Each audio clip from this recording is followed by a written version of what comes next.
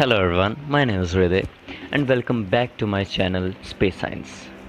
आज मैं आपके सामने एक और नई वीडियो के साथ आया हूँ। तो गाइस, वीडियो स्टार्ट करने से पहले मेरा एक छोटा सा क्वेश्चन है आपसे कि आप लोग क्या करते हो जब आप उदास होते हो या दुखी होते हो। तो गाइस, मैं आपका तो नहीं पर अपना ज़रूर बता सकता हूँ कि मैं जब उदास होता हूँ ना तो मैं छत पर जाता हूँ, सॉन्ग्स प्ले करता हूँ, हेडफोन्स लगाता हूँ और आसमान की ओर देखता हूँ।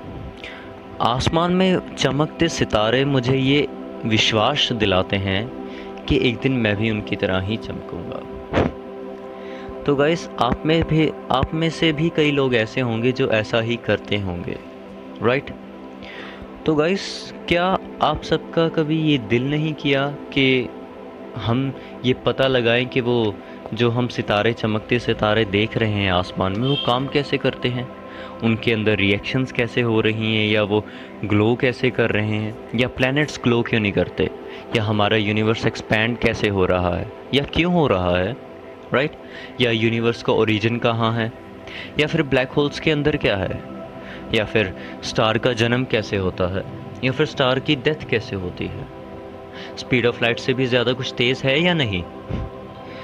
तो इन्हीं सभी आंसर्स को पता लगाने के लिए हम एक स्टडी का इस्तेमाल करते हैं। जी बिल्कुल गाइस, मैं एस्ट्रोनॉमी की ही बात कर रहा हूँ।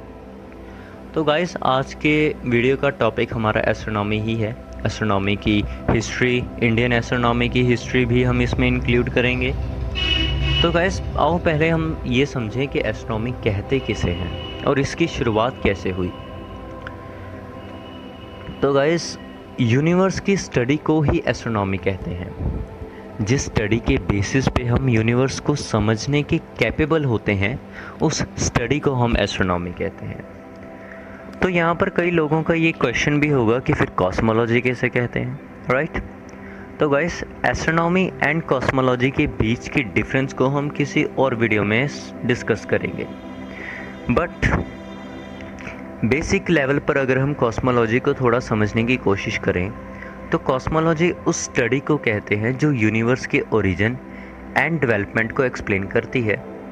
बट यहाँ पर हमारा ये पॉइंट नहीं है, तो हम आज कॉस्मोलॉजी को डिस्कस नहीं करेंगे, राइट। तो बट हाँ, यहाँ पर एक और पॉइंट भी नोट करने वाला है कि जो कॉस्मोलॉजी है वो एस्ट्रोनॉमी की ही एक ब्रांच है, राइट गाइस। सो इनके डिफरेंस को हम किसी और वीडियो में डिस्कस करेंगे। तो आज का जो टॉपिक हमारा था, जो कि एस्ट्रोनॉमी है, हम आज इसे एक्सप्लेन करने की कोशिश करेंगे।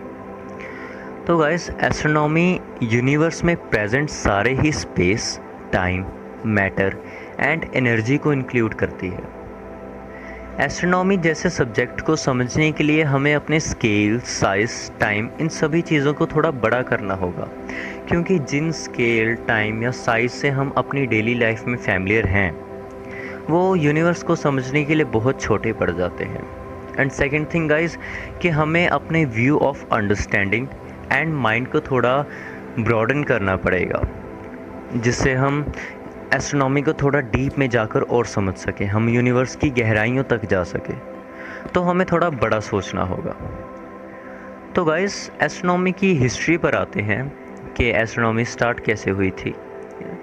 तो गाइस, एंशिएंट ग्रीक पीरियड से ही, यानी कि 4th सेंचुरी BC से एस्ट्रोनॉमी की शुरुआत हुई थी, जिसमें इयोडोक्स ऑफ सिनिडस एंड कैलिपस ऑफ साइजिकस, इन्होंने मिलकर पहला ज्योमेट्रिकल 3 डायमेंशनल मॉडल तैयार किया था, जो कि प्लैनेट्स के अपपेरेंट मोशन को समझने के लिए था। और अब अगर हम बात करें अपने इंडिया की, जैसे कि मैंने बताया कि हम इंडियन एस्ट्रोनॉमी की भी हिस्ट्री की बात करेंगे, इसमें डिस्कस करेंगे। तो इंडिया में 2000 BC में एस्ट्रोनॉमी को ढूंढा गया था, या इसकी शुरुआत हुई थी। वो कैसे हुई थी कि जो हमारे 4 वेद हैं गाइस, उनमें से एक वेद यानी ऋग्वेद में एस्ट्रोनॉमी पाई गई थी। पुराने समय में एस्ट्रोनॉमी एंड एस्ट्रोलॉजी अलग नहीं थे, वो दोनों मिक्स ही थे। इवन कि ये भी माना जाता था कि जो पहले एस्ट्रोनॉमर थे, राइट, एंशिएंट पीरियड की मैं बात कर रहा हूँ, हम अपने मॉडर्न पीरियड की बात नहीं कर रहे, मैं एंशिएंट पीरियड की बात कर रहा हूँ, कि जो पहले एस्ट्रोनॉमर थे वो एक प्रीस्ट ही थे। सो गाइस, उस समय होता क्या था कि जो हमारे सोलर सिस्टम में 9 प्लैनेट्स प्रेजेंट हैं, जिन्हें हम नवग्रह भी कहते हैं, राइट। तो उन प्लैनेट्स की पोजीशन को देखकर इंसान के आने वाले फ्यूचर का पता लगाया जाता था, जिसे हम एस्ट्रोलॉजी कहते हैं आज की भाषा में। बट जैसा कि मैंने बताया कि उस समय एस्ट्रोनॉमी एंड एस्ट्रोलॉजी डिफरेंट नहीं थे, वो दोनों एक ही चीज़ें थी।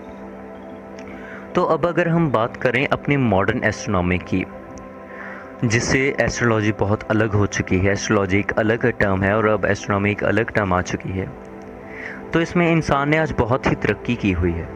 इनमें Galileo Galilei, Aryabhatta, Isaac Newton, Albert Einstein, Nikola Tesla, Stephen Hawking, Brahmagupta, Subramanian जैसे कितने ही एस्ट्रोनॉमर्स ने अपनी ज़िंदगी सिर्फ उस यूनिवर्स को समझने में ही गुजार दी, और आज हमें यूनिवर्स को समझने में इतने आगे ले आए। अगर बात करें हम अपने इंडिया की, तो आर्यभट्टा को इंडिया का पहला एस्ट्रोनॉमर माना जाता है। आर्यभट्टा एक मैथमेटिशियन थे। उनका जन्म 476 एडी में हुआ था। गाइस, जैसा कि हम सब जानती हैं कि आर्यभट्टा ने इस दुनिया को ज़ीरो की डिस्कवरी दी थी। उन्होंने ज़ीरो डिस्कवर करके एक गिफ्ट के रूप में, हम गिफ्ट कह सकते हैं क्योंकि वो हमारे लिए आज भी एक गिफ्ट की तरह ही काम करता है। तो आर्यभट्टा ने ज़ीरो की डिस्कवरी की थी, जिसकी वजह से वो हमारी यादों में हमेशा हमेशा के लिए अमर हो गए हैं। अगर वो ज़ीरो की डिस्कवरी ना करते तो शायद जिस तरह की आज हमारी लाइफस्टाइल है वो ना होती। हमारे रोज़ाना कामों में भी कितनी अड़चनें आती। पर हाँ, इससे सबसे ज़्यादा खुशी बच्चों को ही होती, उन्हें वो मार या डांट ना सुननी पड़ती। बट जोक्स अपार्ट, आज ज़ीरो की वजह से बहुत कुछ पॉसिबल हो पाया है। ये तो बात थी इंडिया की। अगर हम दुनिया की बात करें तो पहले एस्ट्रोनॉमर गैलीलियो गैली को माना जाता है। वो पहले आदमी थे जिन्होंने टेलीस्कोप का इन्वेंशन कर उसकी मदद से आसमान में देखा था। तो उन्होंने ही जुपिटर प्लैनेट के 4 बड़े उपग्रह यानी चांद को 1610 ईस्वी में डिस्कवर किया था। राइट गाइस, ये तो रही बात पहले एस्ट्रोनॉमर्स की। अगर अब हम बात करें फादर ऑफ एस्ट्रोनॉमी की, राइट गाइस, अगर हमने इतना कुछ पढ़ ही लिया है, हिस्ट्री पढ़ ली, इंडियन एस्ट्रोनॉमी की हिस्ट्री पढ़ ली है, दोनों के फर्स्ट एस्ट्रोनॉमर्स की बात कर ली है, तो फादर ऑफ एस्ट्रोनॉमी की बात करना भी बिल्कुल जायज़ है। तो अगर अब हम बात करें फादर ऑफ एस्ट्रोनॉमी की, तो उन्हें निकोलस कोपरनिकस को फादर ऑफ एस्ट्रोनॉमी माना जाता है। उन्होंने ये बात प्रूव की थी कि अर्थ इस यूनिवर्स का सेंटर नहीं है, यानी कि ये सारा यूनिवर्स अर्थ के चारों ओर नहीं घूमता है, बल्कि हमारी धरती सूरज के चारों ओर घूमती है। और आज तो हमें ये भी पता है कि हमारा सोलर सिस्टम है जो वो मिल्की वे गैलेक्सी का हिस्सा है और वो इसके सेंटर के चारों ओर घूमता है। और हमारी मिल्की वे गैलेक्सी एक सुपर क्लस्टर का हिस्सा है और वो सुपर क्लस्टर के चारों ओर घूमती है। सुपर क्लस्टर गाइज एक लोकल गैलेक्सीज़ के ग्रुप को कहा जाता है और वो सुपर क्लस्टर हमारे यूनिवर्स का हिस्सा है, जिस यूनिवर्स का कोई एंड नहीं है, कोई ओरिजिन नहीं है। होगा, पर अभी तक हमने ये पता नहीं लगाया है। तो guys, earth is neither central nor special, we inhabit no unique place in the universe. Right guys, तो गाइज सबसे पहले तो मैं आप सबसे सॉरी कहना चाहता हूँ कि जो भी बीच में थोड़ी बहुत अड़चनें आई मेरे बोलने में, मेरी स्पीकिंग में, वो गाइज इसलिए थी कि मैं थोड़ा नर्वस हूँ। सो वीडियोस का थोड़ा प्रेशर होता है कि वीडियो अच्छी बने। पर गाइज, अगर आपको फिर भी ये वीडियो अच्छी लगी हो तो give it a like, subscribe to my channel and do comment कि आपको इस वीडियो से क्या नया सीखने को मिला। अगर मिला तो प्लीज़ अप्रिशिएट इट। तो ये थी गाइज एस्ट्रोनॉमी की डेफिनेशन, हिस्ट्री, इंडियन एस्ट्रोनॉमी की हिस्ट्री और कुछ फेमस इमॉर्टल एस्ट्रोनॉमर्स की थोड़ी सी life story.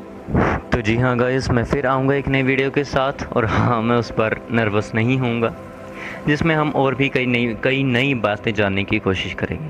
Thank you guys for your precious time to watch my video and yes guys, stay home, stay safe, keep sporting and keep smiling. Thank you everyone.